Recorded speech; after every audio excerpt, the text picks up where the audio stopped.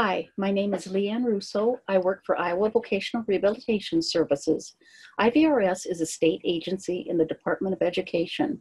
We work for and with individuals who have a disability and help them achieve their employment goals. One of the populations we work with are individuals who are deaf and hard of hearing.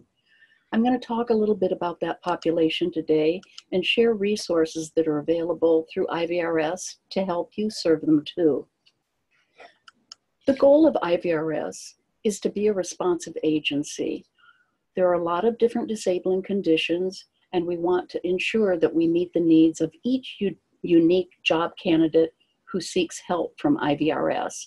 So that goes with individuals who are deaf. Not all rely on an interpreter, not all read lips or take notes. So it's important to really learn about that individual and what their specific and unique needs are.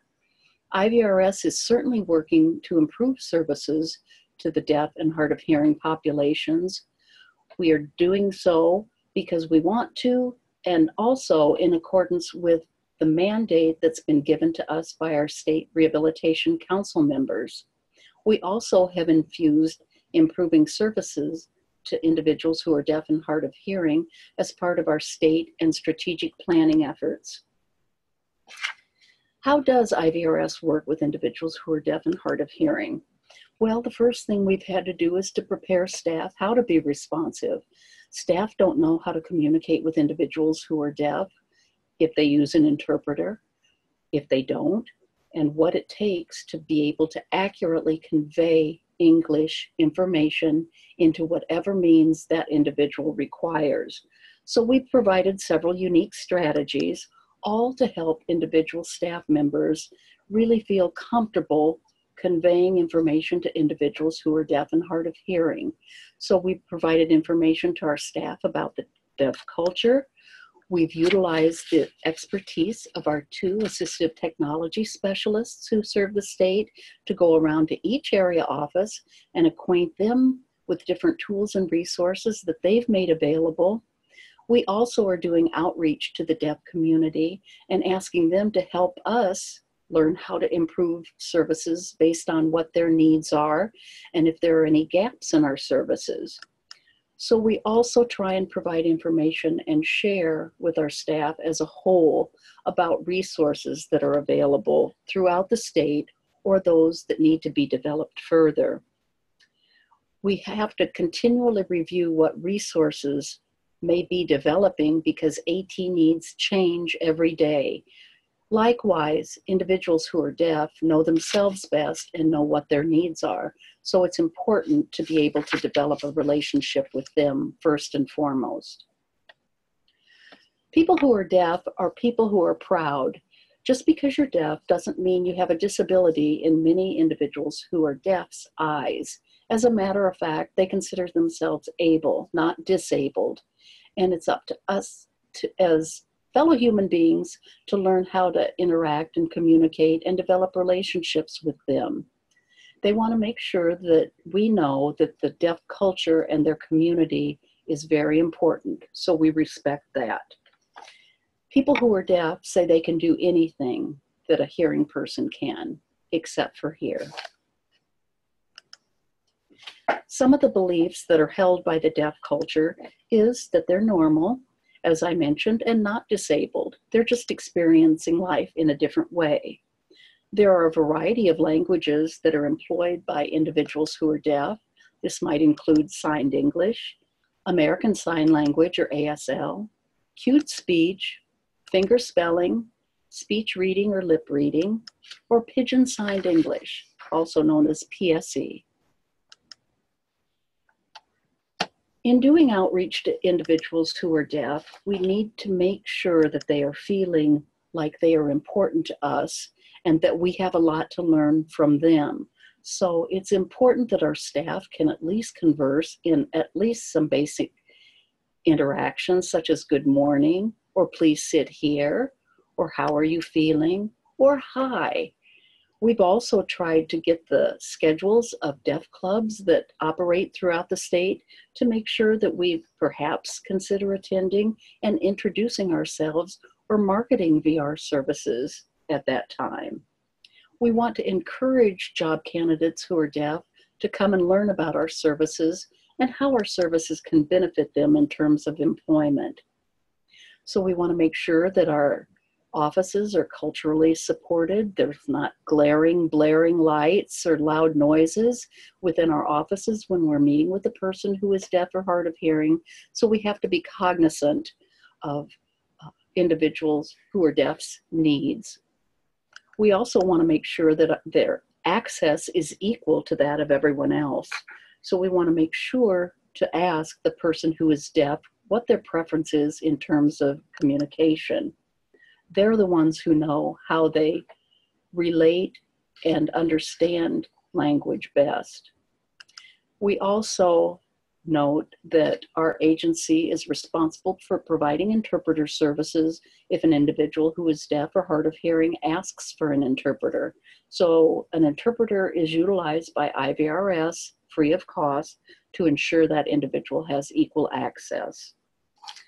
Folk Rehab, or IVRS, has also tried to reach out and in our hiring practices target individuals who are deaf to help us meet the needs of individuals in the state who are deaf.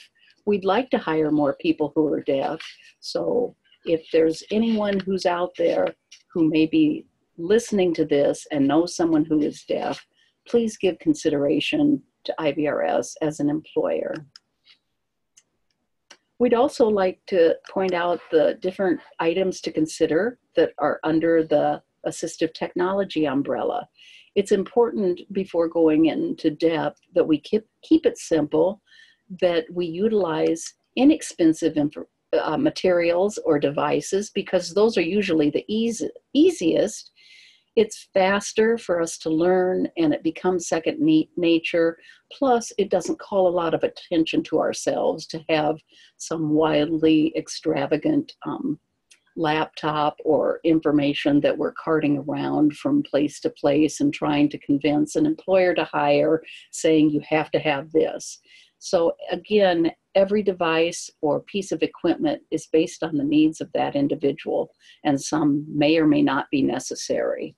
We want to make sure that whatever AT we utilize is safe and it doesn't impact significantly others within the environment, and that the user is compatible with that type of equipment and capable of using it, and the software is capable of being utilized in the manner in which it was developed. So there are a lot of considerations to think about before assistive technology can or should be utilized.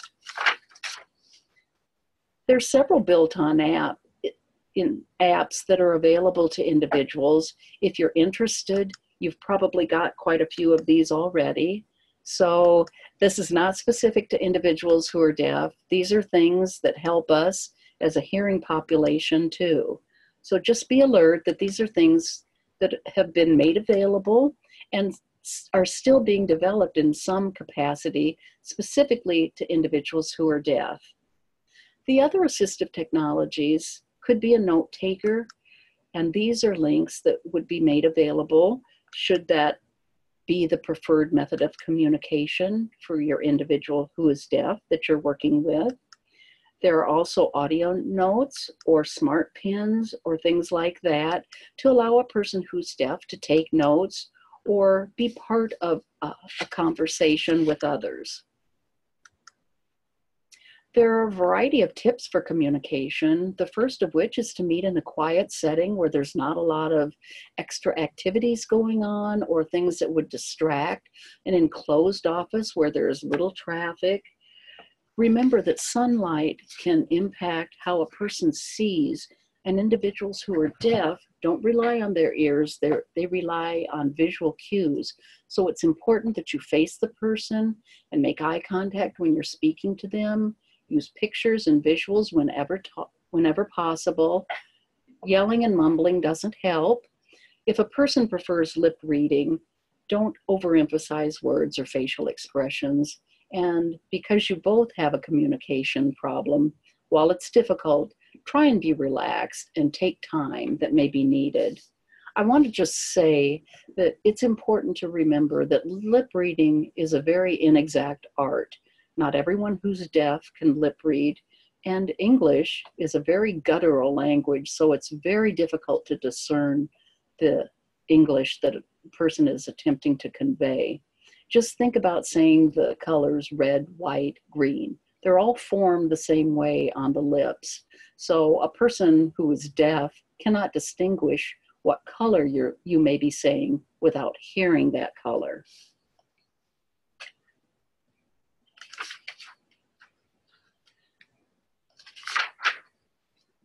Okay, I'd like to talk about how to get attention to people who are deaf, and we want to, of course, do so in a respectful manner and not gesture wildly, but tactfully move into the person's visual field. Also, you can gently tap them on the shoulder. You can flick the lights. If it's an emergency, pound on the desk or stomp on the floor.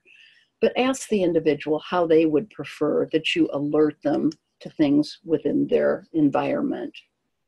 There are some tips for group settings too that you can read about before an individual is attending a meeting. It would help to allow them to have an agenda or any notes that you might be able to provide to them so they understand the gist of it. Similarly, if you're using an interpreter to help you convey what's going on at the meeting, the interpreters like to have a handout too, just to make sure that they know all the words or terms, or maybe can develop some abbreviated gestures for what might be conveyed. Try and ensure that you have the proper communication access. Again, not everybody who's deaf wants an interpreter, although I would have to say most do. The card is the real-time captioning, or like the captions that you see on the TV being displayed on a screen that an individual might follow along. A note taker or visual aids to help follow up with correspondence, or make sure that your seating is correct so that individuals who are deaf have a clear visual field in order to see what's happening.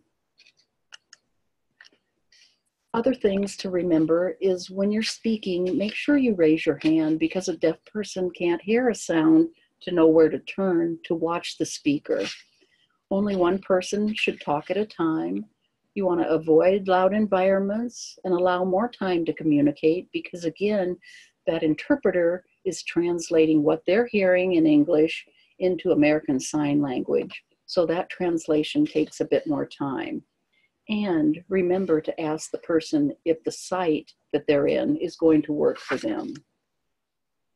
Some communication options are listed here. Again, the primary option that people who are deaf use are interpreter services, and they can be found by going to the Human Rights website and looking under Interpreter Services. Deaf Services Communication of Iowa is also listed, and that can show the names and licensure information on interpreters that have that certification requirement for Iowa. It's important to get a certified interpreter and not use a person's relative or family member or friend, because they may not be a licensed interpreter. It is up to the host agency to provide the cost reimbursement for that interpreter. If you're having an open meeting and asking anyone in the public to attend, you as a host need to ensure that the communication access is equal, and thereby pay or fund for interpreters to be present if an individual who requires those services asks to attend. Real-time captioning is CART. We've talked about that. And then the technical devices that are available, assistive listening devices such as hearing aids, phone devices, the amplifiers or adapters. TTYs are teletypes for the deaf, and they're an older model of phone that work on electronic pulses once a phone receiver is placed on a TTY device that a deaf person has. So probably most people who are deaf now use individual devices as opposed to TTYs. But across the state, if you dial 711, You could get a relay operator to utilize voice carryover services and convey information by voice to an individual's phone number if you'd like. Signaling devices are the flashing lights or red twirling emergency alarm systems that alert individuals who are deaf to get up in the morning. Their bedside lamp table flashes, or the doorbell rings and there's a light that flashes, or there's an emergency and they have to flee the office or building.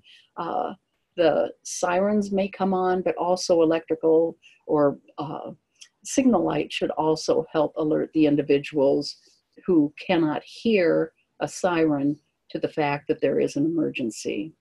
Closed captions TV is available for any newer TV these days and has been in place for a long time.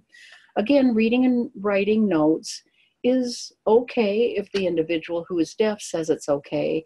It wouldn't be a practice to rely on in the long run if a lot of communication needs to occur.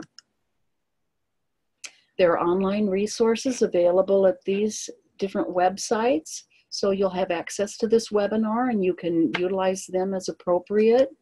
Also, Voc Rehab staff would like to make you aware of who can help. Vienna Huang is an individual who serves the western side of Iowa and can be reached at that number or contact information. Bob Henriksen's contact information is there. And this is Leanne Russo from Voc Rehab signing off. I hope you enjoyed today's webinar. Thank you.